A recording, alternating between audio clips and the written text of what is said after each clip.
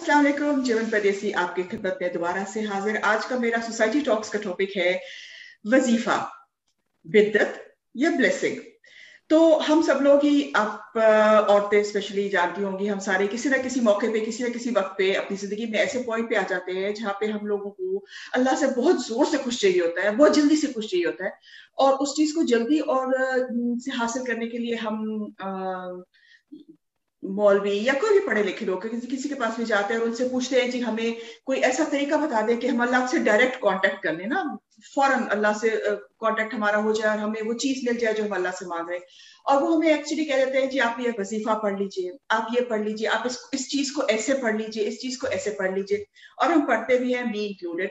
लेकिन कुछ जैसे जैसे इस्लामिक स्टडीज में मैं अपना जाती जा रही हूँ, मुझे कुछ ये चीज समझ आ रही थी और मेरे कुछ सवालात थे, क्योंकि मैं इस चीज को खुद से नहीं कहना चाह रही थी आप तक, क्योंकि बात मजहब की है और इसमें गलत बात का गुंजाइश नहीं होती। तो I thought I ask somebody who knows better than me. तो मेरे साथ आज डॉक्टर जुनैद सलीम मेरे साथ शामिल है। अस्सलाम वालेकुम डॉक्टर साहब। वालेकुम सलाम जी। डॉक्टर साहब पेशे से तो डॉक्टर हैं, और लेकिन माशाल्लाह अल्लाह का ये बहुत नवाजिश है इनके ऊपर, बहुत डीप स्टडीज है इनकी इस्लाम के ऊपर, अरबिक लैंग्वेज के ऊपर, और बाइबल भी डॉक्टर साहब क्या पढ़ा हुआ है। तो आज डॉक्टर साहब आपसे मेरे कुछ सवालात थे, मैं जो खुद अपने से नहीं बोलना चाह रही थी, मैं आपसे कुछ पूछना चाहूंगी। और वो यही है कि अल्लाह से सबसे पहले हम शुरू करते हैं कि हमें कोई चीज चाहिए, हमें बहुत जोर की कोई चीज चाहिए, तो हम अल्लाह से किस तरह से मांगे, कैसे मांगना चाहिए अल्लाह से? बिस्मिल्लाहिर्रहमानिर्रहीम। अच्छा सवाल भी है और मुश्किल सवाल भी है, मगर मोटी सी बात है कि एक बड़ी मशहूर हदीस है कि रसूल पाक ने अपने सहाबा को बताया कि अगर आपको जूते का तस्मा भी चाहिए तो अल्लाह से मांगो। बेसिकली मांगना अल्लाह से ही है और देने वाली जात सिर्फ अल्लाह की है।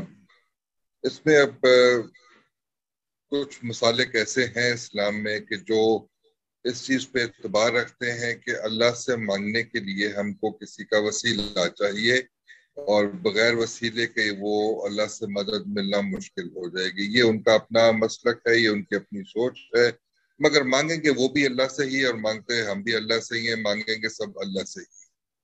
अब उसमें ये तरीके का इख्तलाफ आ सकता है कि वो किस तरह से मांग रहे हैं, मगर अल्टीमेटली सारे मुसलमानों का इस बात पे एतबार है और अल्टीमेट यकीन यही है कि मांगना अल्लाह से है और देने वाली जात सिर्फ और सिर्फ अल्लाह है।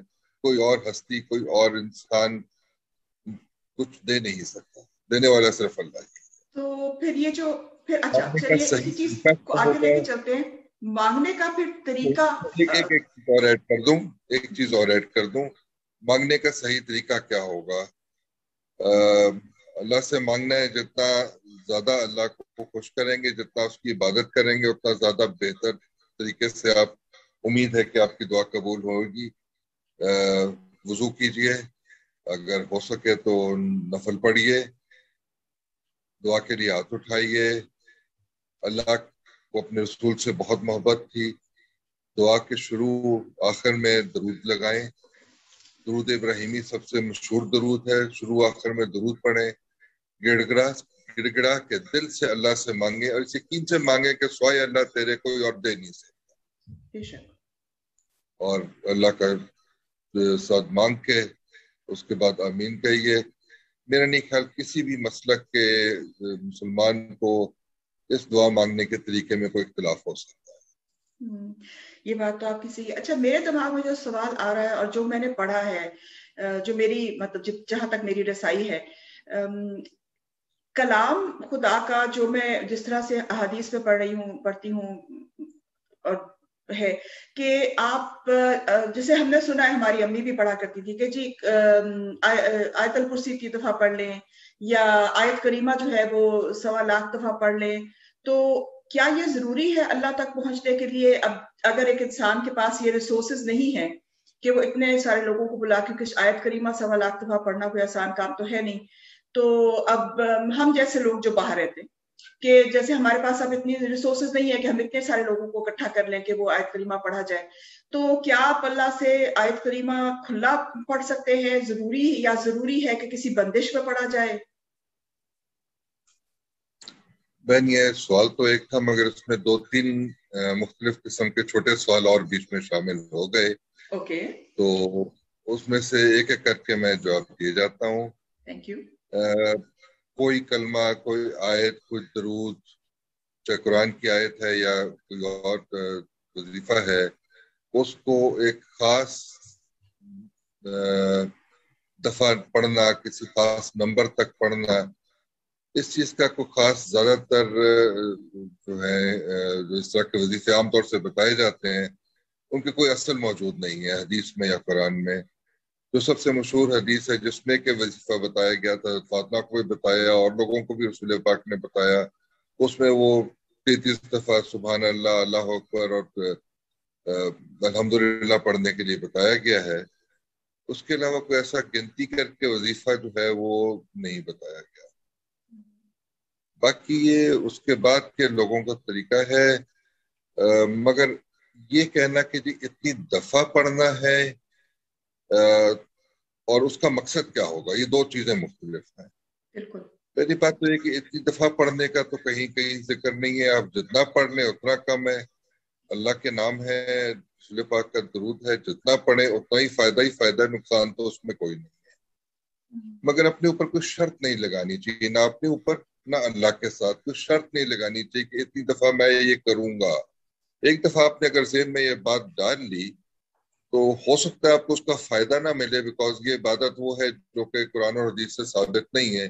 تو ہو سکتا ہے ایسی عبادت کرنے کا فائدہ نہ ملے. بے شک قرآن ہی کی آیت اور یہ چیز حدیث سے ثابت ہے کہ وہ عبادات جو نہیں سکھائی گئیں ان عبادات کے کرنے کا کوئی فائدہ نہیں ہوتا ہے.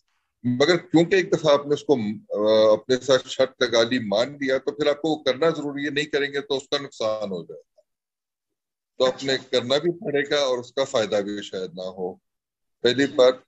اور دوسری بات، وظیفہ اس طرح سے ماننا، یہ وظیفہ یا کوئی بھی چیز، کوئی قربانی کرنا، کوئی صدقہ دینا، اس طرح سے ماننا کہ یا اللہ یہ میں تب کروں گا جب تو میرا یہ کام کرے گا، تو وہ تو اللہ سے شرط لگانے والی بات ہوگی، جو کہ سراسر غلط بات ہے.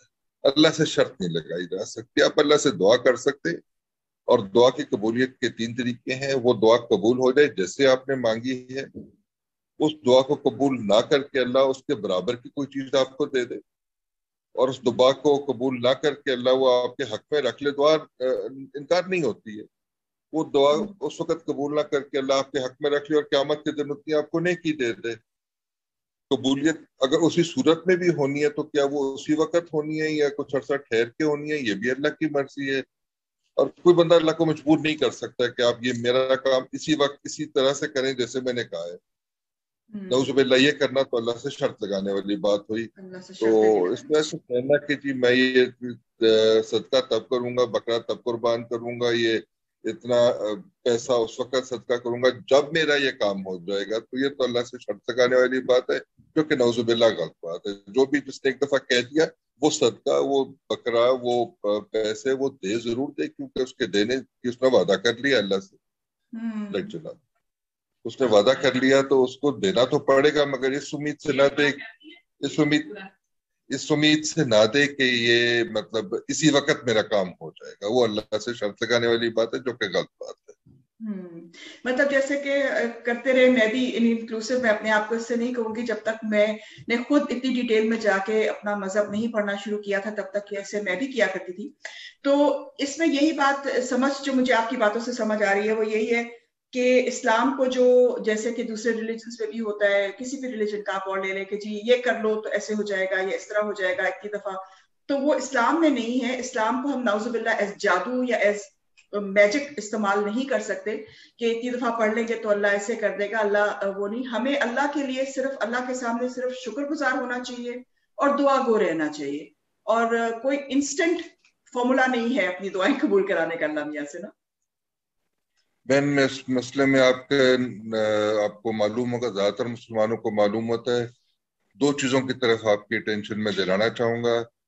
پہلی بات، حج الوداع کے موقع پر خطبے میں رسول پاک نے 1.25 صحابہ کے سامنے کھڑے ہو کے ان سے گواہی مانگی کہ جو کچھ مجھے اللہ نے دیا تھا کیا وہ میں نے تم تک پہنچا دیا. انہوں نے گواہی دی کہ یہ یا رسول اللہ آپ نے اپنا کام پورا کر دیا. جو ایک پیغمبر کا کام تھا کہ اللہ کا میسج اس کے انسانوں تک پہنچانا تھا، آپ نے وہ بالکل احسن طریقے سے وہ کام اپنی ذمہ داری پوری کر دی. ان سب نے گواہی دی. دوسری بات یہ کہ ادھر سے مکہ سے واپس مدینہ آتے ہوئے رستے میں اس کی شان نزول کے اوپر شیعہ اور سنی حضرات کو تھوڑی سی بحث ہے کہ کس موقع پر، مگر اسی رستے میں رسول پاک پہ یہ آیت نازل ہوئی کہ آج تمہارا دین تمہارے لیے مکمل کر دیا گیا ہے اور اللہ نے دین اسلام تمہارے لیے پسند کر لیا ہے. اب رسول پاک 1.25 صحابہ سے گواہی مانگ رہے ہیں کہ میں نے اپنا جو میسج ملا تھا جو اللہ سے وہ میں نے تم کو دے دیا. انہوں نے کہا کہ آپ نے پورا دے دیا ہے. اللہ نے کہا کہ آج میں نے دین تمہارا مکمل کر دیا ہے. مطلب یہ ہوا کہ اس وقت تک جو کچھ سکھایا گیا، جو عبادات کا طریقہ، جو اللہ سے مانگنے کا طریقہ، جو کچھ بھی تھا انہوں نے سکھانا تھا انہوں نے سکھا دیا. ایسا نہیں کہ انہوں نے کوئی چیز رکھ لی ہوگی کہ یہ چیز رہنے دو، وہی اللہ نے دی. اور خدا پاک نے صحابہ سے اس کا کیا نام ہے سب کے سامنے اس کا اقرار لیا. تو مطلب یہ نہیں ہو سکتا کہ اسلام کا کوئی ایسپیکٹ، کوئی نماز کا طریقہ بیچ میں، کوئی نئی قسم کی نماز، کوئی نئی قسم کی تسبیح کوئی ایسی رہ گئی ہو جو رسول پاک نے اپنے صحابہ کو، مسلمانوں کو نہ بتائی ہو. اگر کسی چیز میں ایسی کوئی افادیت ہوتی کہ اس کے کرنے سے عام انسانوں کو فائدہ ملتا تو وہ رسول پاک اپنے امت کے لیے اتنے زیادہ پیار رکھتے تھے کہ وہ چیز ضرور اپنی امت کو بتاتے کہ یہ کر لو، اس کے کرنے سے تمہیں فائدہ ہو جائے گا. اور جو انہوں نے نہیں بتائی تو پھر اس کا مطلب ہے کہ ایسی چیز کی کوئی حقیقت نہیں ہے. اس کے بعد اگر کہتا ہے جی کہ مجھے فلانے طریقے سے فلانے بزرگ نے بتا دیا، تو جو چیز رسول پاک نے نہیں بتائی اور گواہی دے دی اللہ نے کہ آج تمہارا دین مکمل ہو گیا، تو پھر وہ اس کے بعد جو کچھ بھی آئے گا وہ چیز صحیح عبادت میں شامل نہیں ہوگی. اب اس کو جو مرضی نام دے دیں، میں فقط نام نہیں دیتا ہوں، مگر اس کو صحیح عبادت میں شمار نہیں کیا جائے گا. مقصد وہی ہے کہ انسان کو اللہ، قرآن شریف اور احادیث جو ہیں ان کو پڑھنا چاہیے. بیسک بات جو مجھے آپ کی باتوں سے سمجھ آئی اور جو مجھے جو میں پڑھ رہی ہوں جس سے مجھے مطلب کیا، وہ یہی ہے کہ انسان کو بیسکلی اپنے آپ کو ایجوکیٹ کرنا چاہیے.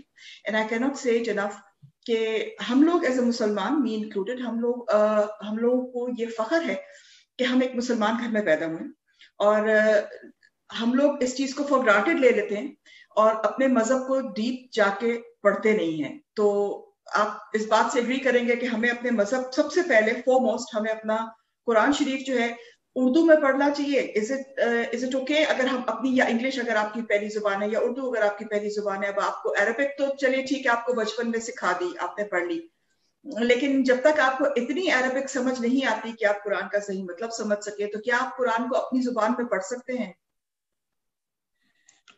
ہر بندے کا حساب کتاب اس کا انڈیویجول ہوگا، جو اس نے کیا، جو اس نے نہیں کیا، اس کا ایک ایک چیز اس کی حساب کتاب میں لائی جائے گی، اچھائی برائی تولی جائے گی، اس کے حساب سے اس کا فیصلہ ہوگا.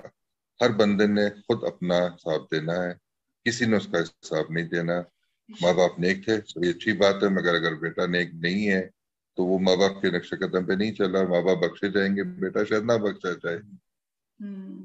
تو یس، اس چیز کے لیے ضروری ہے کہ ہم اپنے ریلیجن کو خود سمجھیں اور صحیح طریقے پہ چلیں. سمجھنا ضروری ہے، اور سمجھنے کے لیے جو زبان میں آپ سمجھ سکتے ہیں اس زبان میں آپ سمجھیے. عربی میں قرآن پڑھنا بالکل اس کا اپنا ضرور ثواب ہے، مگر اس کے علاوہ آپ اس کو سمجھنے کے لیے کسی اور زبان میں پڑھنا چاہتے ہیں ضرور پڑھیں. بلکہ جو حضرات میری طرح سے بہت زیادہ عربی نہیں جانتے، میں تو یہی کوشش کرتا ہوں کہ 2-3 مختلف ترجمے جو ہیں وہ اکٹھے کھول کے، اور کئی دفعہ اردو اور انگلش کے ترجمے دونوں زبانوں میں اکٹھے کھول کے پڑھتا ہوں. اس سے زیادہ بہتر سمجھ آتی ہے کہ مفہوم کیا تھا اس آیت کا، کیونکہ ایک ترجمے میں کئی دفعہ صحیح اس کا مفہوم کئی دفعہ پورا طرح سے واضح نہیں ہو پاتا. اگر آپ 2-3 مختلف افراد کا ترجمہ دیکھیں، 2 مختلف لینگویجز میں دیکھیں، تو آپ کو مفہوم زیادہ بہتر سمجھ آ سکتی ہے اس کی. اسی طرح سے فرض نماز جو ہے اس میں تو ساری عربی میں پڑھنی ہے، مگر نوافل نماز میں اسپیشلی دعا کرتے ہوئے آپ نماز کے اندر بھی اردو میں پڑھ سکتے ہیں، جہاں پہ نماز میں دعا کرنے کی جگہ بجائے اس کے کہ آپ جب اللہ کے سامنے حاضر ہیں، جب وضو کر کے اللہ کے سامنے بیٹھے نماز پڑھ رہے ہیں، اس کے اندر دعا مانگے، اور نماز کے بعد کی دعا مانگنے سے بہتر ہے کہ نماز کے اندر دعا مانگے۔ اور جہاں پہ ہر کسی کو پتا ہے نماز میں دعا مانگنے کے جو اوقات ہیں، خاص طور سے سجدے سے پہلے، ادھر بیٹھ کے آپ نے جو اسٹینڈرڈ جو آپ کو 2-4 دعائیں عربی میں یاد ہیں وہ بھی پڑھنے، آپ اس کے علاوہ اردو میں دعا مانگنا چاہتے ہیں اردو میں دعا مانگے، کوئی ایسا حرج نہیں۔ صحیح، بہت شکریہ ڈاکٹر صاحب، بہت اچھی ملاقات رہی آپ سے۔ انشاءاللہ آپ کو پھر زحمت دوں گی، 1-2 ٹاپکس ہے جو آپ سے مزید ڈسکس کرنے، تب تک کے لیے بہت شکریہ ڈاکٹر صاحب۔ ناظرین، آپ نے سنا، میں اس ٹاپک پہ، کیونکہ میں اس ٹاپک پہ آج کل کو ریسرچ کر رہی ہوں، سو آئی تھاٹ کہ میں آپ کے ساتھ بھی یہ شیئر کرتی چلوں۔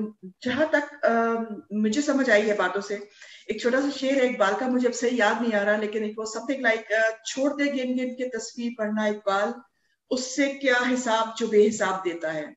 تو گن گن کے تسبیح تو ہم لوگوں کی گنتی ہے نا، ہم لوگوں کی تھنکنگ اتنی ہے، تو جب اللہ کی تھنکنگ آپ دیکھتے ہیں تو وہ کہاں سے کہاں میگنیفائڈ ہے اتنی زیادہ کہ اس سے آپ کیا گن گن کے مانگ رہے ہیں، آپ اسے ایک تالاب کیا مانگ رہے ہیں جو سمندر آپ کو سمندروں کے سمندر دے سکتا ہے۔ اور دوسری بات مجھے یہ جو ہے اس میں نے جو کنکلوڈ کی وہ یہی ہے کہ ہم لوگ اسلام میں کوئی انوویشن نہیں لا سکتے۔ Islam was and will be as it is. جب اللہ نے کہہ دیا کہ آج تم پہ تمہارا مذہب میں نے ختم کر دیا تو وہ ختم ہو گیا، کیونکہ اللہ کی بات کے آگے تو کوئی بات نہیں ہے۔ جب اللہ نے کہہ دیا ختم ہو گیا تو ختم ہو گیا۔ ہم لوگ کو اسی پہ قناعت کرنا چاہیے، اور جو ہے نا شارٹ روٹس نہیں لینے چاہیے۔ شارٹ روٹ سب سے زیادہ یہ ہے کہ سجدے میں گر جاؤ۔ I think that is the shortest route ever, کہ بجائے اس کے کہ آپ اس وقت کوئی اللہ کے سامنے کوئی اللہ کے نام 10 لاکھ دفعہ لینے بیٹھ جائیں۔ اللہ کو اپنے نام پتا ہے اور ان کے مقصد بھی پتا ہے، اللہ کو ہمارا نام لینے کا مقصد بھی پتا ہے، وہ ہمارے دلوں کے حال جانتا ہے۔ میں تو یہاں تک سمجھتی ہوں کہ اگر ہم کچھ انسان پہ کئی دفعہ موقع ایسے آتے ہیں کہ جب آپ کے پاس الفاظ نہیں ہوتے کہ آپ نے کیا ماننا ہے، اس صورت میں آپ کچھ بھی نہیں مانگیے، ہاتھ اٹھا کے اللہ کے آگے بیٹھ جائیں، اور وہ جانتا ہے، وہ ہمارے دلوں کے حال جانتا ہے، اور ہمیں انشاءاللہ تعالیٰ وہ جب بہتر سمجھے گا، جو بہتر سمجھے گا، جتنا بہتر سمجھے گا وہ ہمیں دے گا۔ اور ہم لوگوں کا کام یہ ہے کہ ہمیں وہ جب دے، جتنا دے، جیسے دے، ہم اس پہ قناعت کریں۔ ہم ایز اے مسلمان اس چیز پہ اپنے آپ کو اس چیز پہ صبر کر لیں، اس چیز پہ اپنے آپ کو اینڈ کر لیں کہ جو ہمیں مل رہا ہے وہ ہمارے لیے بہتر ہے، نہ اس سے زیادہ نہ اس سے کم۔ اس کے ساتھ ہی آج کے لیے جرمن پردیسی کو اجازت دیجیے، انشاءاللہ پھر آپ کے ساتھ ملاقات ہوتی ہے اسی طرح کا ایک اور ٹاپک پہ ڈاکٹر جنید سلیم کے ساتھ۔ بہت شکریہ ڈاکٹر صاحب، انشاءاللہ آپ سے ملاقات ہوگی جی۔ السلام علیکم۔ جرمن پردیسی، میڈیٹس سروک۔